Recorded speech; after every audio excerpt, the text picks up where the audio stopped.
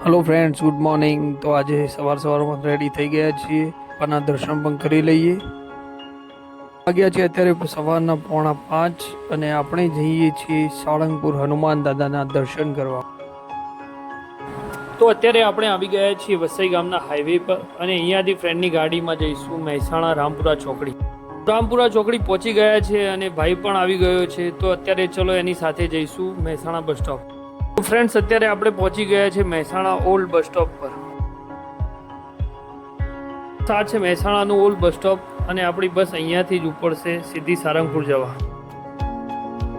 તો friends, platform પર બસ મુકાઈ ગઈ છે। તમે જોઈ શકો છો મહેસાણાથી સીધી સારંગપુર વાયા સરખેજ।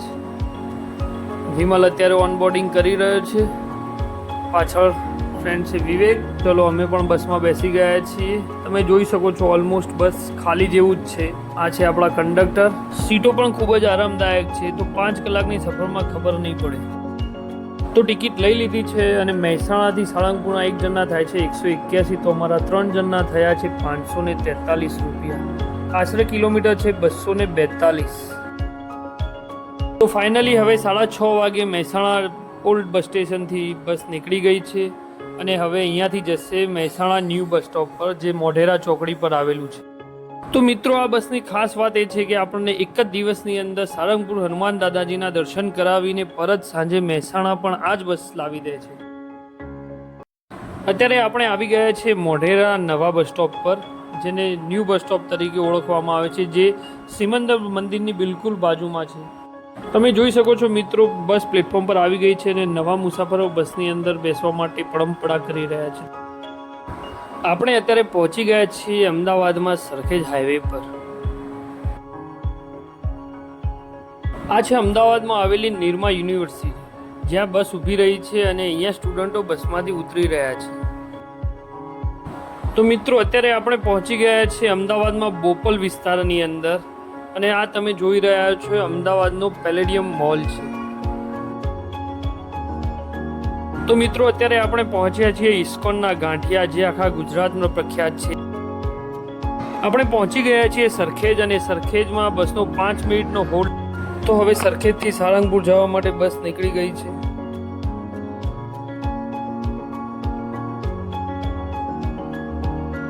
તો ફાઇનલી 4 કલાકની મુસાફરી કર્યા બાદ આ એક બંસરી હોટલ પર આવીને બસ ઊભી રહી છે। અહીંયા બસનો 15 મિનિટનો હોલ્ટ હોય છે અને અહીંયાથી જેને કોઈ નાસ્તો કરવો હોય યા તો કોઈ ખાવું પીવું હોય એના માટે બસ અહીંયા 15 મિનિટ ઊભી રહે। મેં અને મારા ભાઈ વિમલ તથા એના ફ્રેન્ડે પણ અહીંયાથી નાસ્તો કર્યો, એક પફ ખાધો। હોટલ પરથી બસ હવે નીકળીને સારંગપુર તરફ આગળ વધી રહી છે અને તમે જોઈ રહ્યા છો કે બસ ઓલમોસ્ટ ખાલી છે।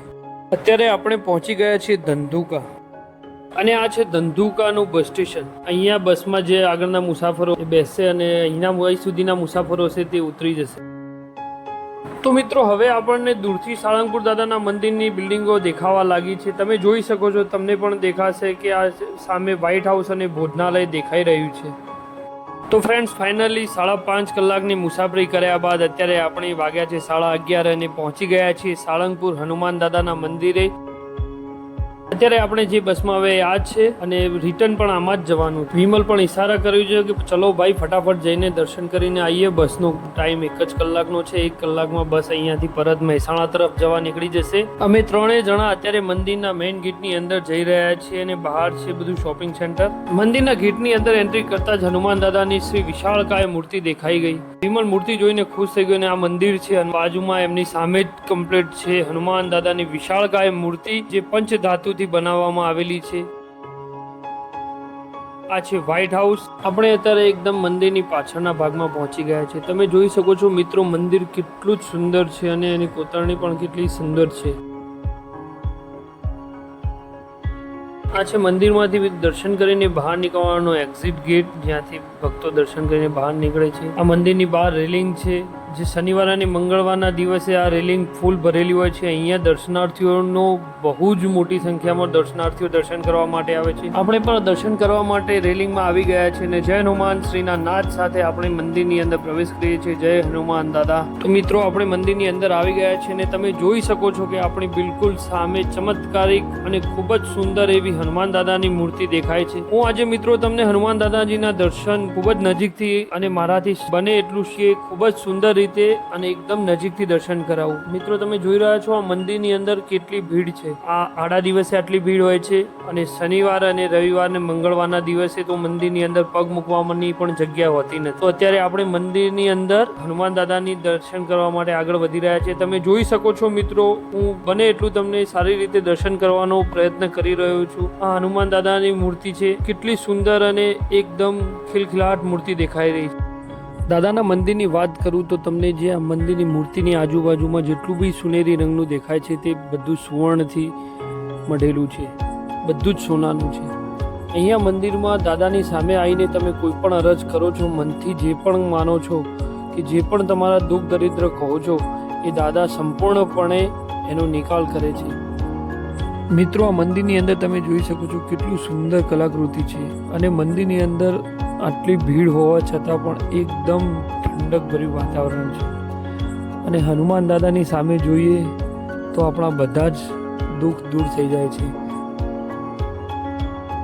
તો હવે દાદાના દર્શન કરીને અમે ત્રણેય મિત્રો બેઠા છીએ દાદાના મંદિરની અંદર. 3 વખત હનુમાન ચાલીસાનો પાઠ કર્યો અને પછી અહીંયાથી બહાર દાદાના પટાંગણમાં આવ્યા. આ છે મિત્રો પ્રસાદ કેન્દ્ર, દાન ભેટ કેન્દ્ર. તો મિત્રો હવે આપણે જઈએ છીએ દાદાનો પ્રસાદ લેવા માટે. અને જે સામે તમને દેખાઈ રહ્યું છે તે વ્હાઇટ હાઉસ જેવું એ ભોજનાલય છે. એમાં દરરોજના આડા દિવસે 4 થી 5 હજાર લોકો જમે છે અને શનિવાર, રવિવાર અને મંગળવારના દિવસે રોજના 25,000થી પણ વધારે શ્રદ્ધાળુઓ અહીંયા ભોજન લે છે અને દાદાનો પ્રસાદ લે છે. અહીંયા આ સુવિધા બહુ જ સરસ છે. તમારે સીડી ચાલીને ચડવાની નથી, એસ્કેલેટર મૂકેલા છે. એનાથી યાત્રાળુઓને બહુ જ મોટો ફાયદો થાય છે. તો આપણે પહોંચી ગયા છીએ મિત્રો ભોજનાલયમાં અને હું તમને હવે ભોજનાલયનો અંદરથી નજારો બતાવું કે કેટલી પબ્લિક જમે છે. અહીંયા ભોજનાલય કેવું છે એ બધું જ અંદરથી બતાવું છું.